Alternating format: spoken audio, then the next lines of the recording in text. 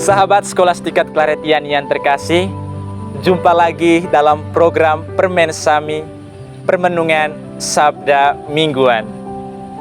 Kali ini bersama saya, Frater Jerry, dan rekan saya, Frater Egi, akan menemani Anda sekalian dalam Permenungan Sabda Mingguan edisi yang ke-6. Sebelum kita sampai pada ruangan permenungan itu sendiri, terlebih dahulu marilah kita membukanya dengan sebuah doa. Marilah kita berdoa. Dalam nama Bapa dan Putra dan Roh Kudus. Amin.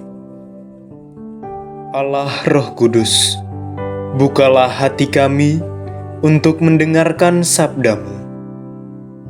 Bersabdalah ya Tuhan, kami hamba-hamba-Mu siap mendengarkan. Dalam nama Bapa dan Putra dan Roh Kudus. Amin. Sahabat Skolastikat Claretian yang terkasih, sebelum kita sampai pada perjumpaan permenungan, marilah kita terlebih dahulu menyapa saudara kita, Frater Egi. Frater Egi, selamat hari Minggu. Selamat hari Minggu, Frater Jerry. Bagaimana kabarnya, Frater Egi? Puji Tuhan, baik-baik, Frater Jerry. Rupanya dari raut wajahnya Frater Egi sangat menginspirasi kita dengan kata-kata atau permenungan yang ia bawakan sebentar. Sahabat Skolastikat Claretian yang terkasih dan Frater Egi, sebelum kita sampai pada perjumpaan permenungan itu, marilah kita terlebih dahulu mendengarkan bacaan Injil pada hari Minggu ini. Inilah Injil Yesus Kristus menurut Matius. Janganlah kamu menyangka bahwa aku datang untuk meniadakan hukum Taurat atau kitab para nabi. Aku datang bukan untuk meniadakannya, melainkan untuk menggenapinya. Karena aku berkata kepadamu, sesungguhnya selama belum lenyap langit dan bumi ini, satu iota atau satu titik pun tidak akan ditiadakan dari hukum Taurat sebelum semuanya terjadi. Karena itu, siapa yang meniadakan salah satu perintah hukum Taurat, sekalipun yang paling kecil, dan mengajarkannya demikian kepada orang lain, ia akan menduduki tempat yang paling rendah di dalam kerajaan surga. Tetapi siapa yang melakukan dan mengajarkan segala perintah-perintah hukum Taurat, ia akan menduduki tempat yang tinggi di dalam kerajaan surga.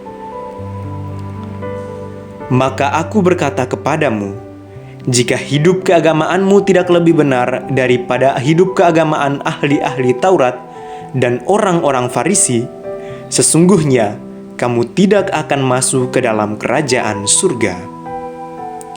Kamu telah mendengar yang difirmankan kepada nenek moyang kita, jangan membunuh. Siapa yang membunuh harus dihukum.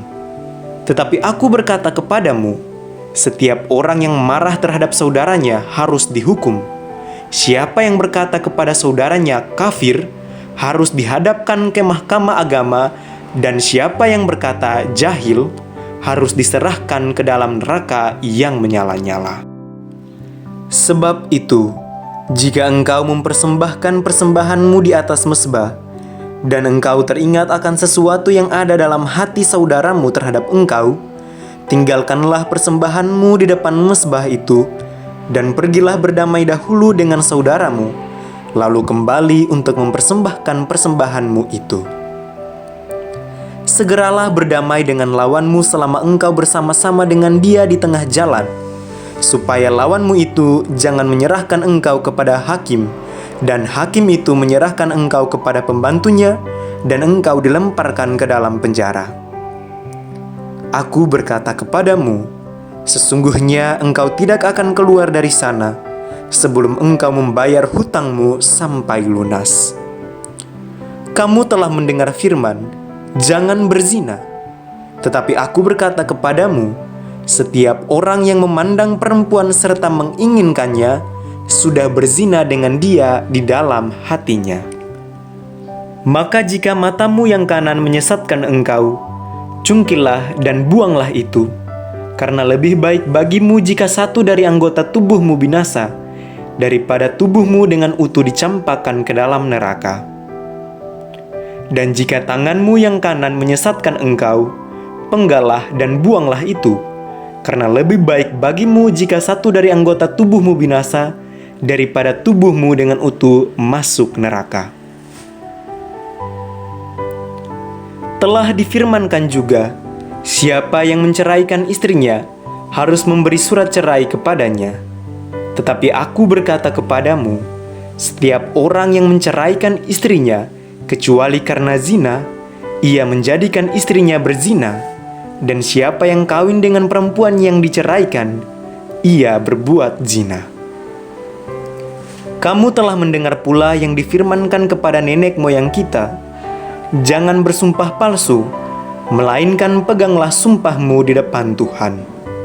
Tetapi aku berkata kepadamu, janganlah sekali-kali bersumpah baik demi langit, karena langit adalah takhta Allah, maupun demi bumi, karena bumi adalah tumpuan kakinya, ataupun demi Yerusalem, karena Yerusalem adalah kota raja besar.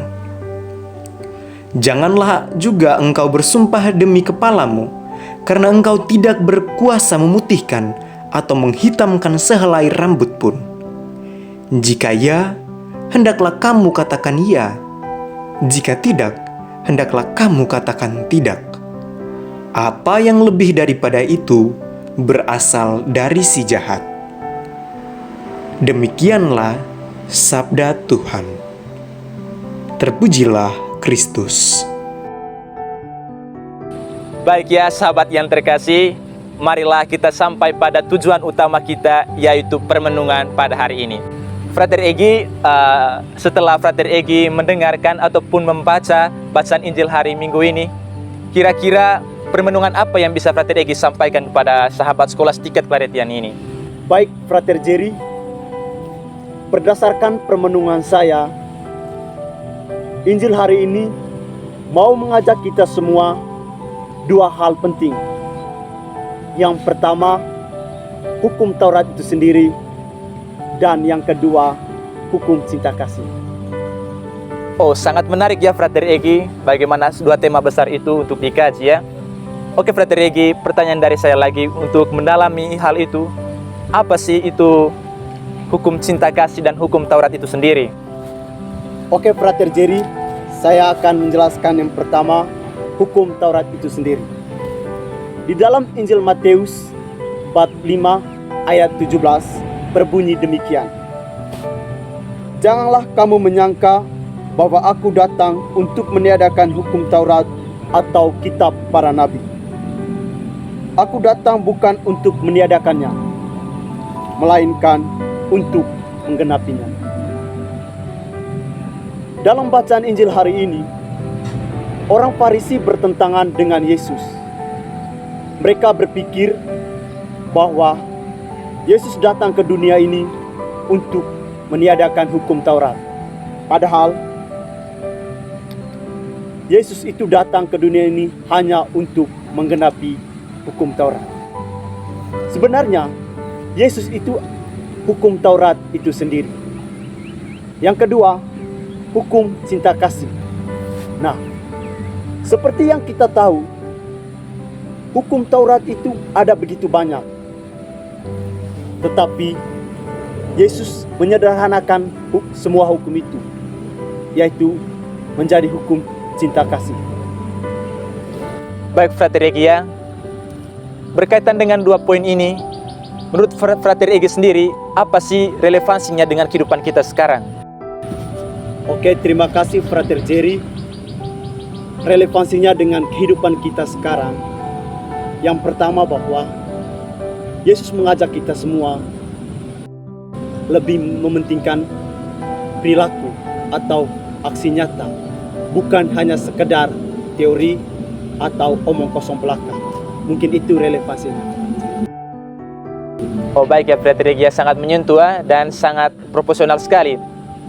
Untuk terakhir Frater Egi, untuk dan juga untuk pesan bagi kami dan khususnya para sahabat Skolastikat Claretian, apa sih kesan ataupun pesan yang bisa disampaikan oleh Frater Egi mengenai bacaan Injil pada hari ini? Untuk kesan dan pesan saya, ya satu hal saja, yaitu saling mencintai sesama. Karena itulah yang diperintahkan oleh Tuhan kepada kita, yaitu saling mencintai atau saling mengasihi. Oh baik ya Frater Egi, ya terima kasih banyak atas permenungan dan inspirasi dari Frater Egi sendiri. Baik ya sahabat Skolastika Claretian yang terkasih, demikianlah perbincangan-perbincangan dan permenungan-permenungan kita pada minggu kali ini. Sampai jumpa lagi pada edisi yang ke-7, minggu biasa yang ke-7. Salam jumpa, sekian dan terima kasih. Marilah kita berdoa. Dalam nama Bapa dan Putra dan Roh Kudus. Amin.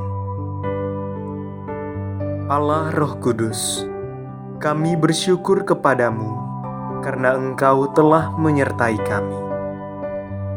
Kami mohon agar Engkau senantiasa memberkati kami, agar kami mampu meneladani Kristus Tuhan kami untuk menjadi garam dan terang bagi sesama. Dalam nama Bapa dan Putra dan Roh Kudus. Amin.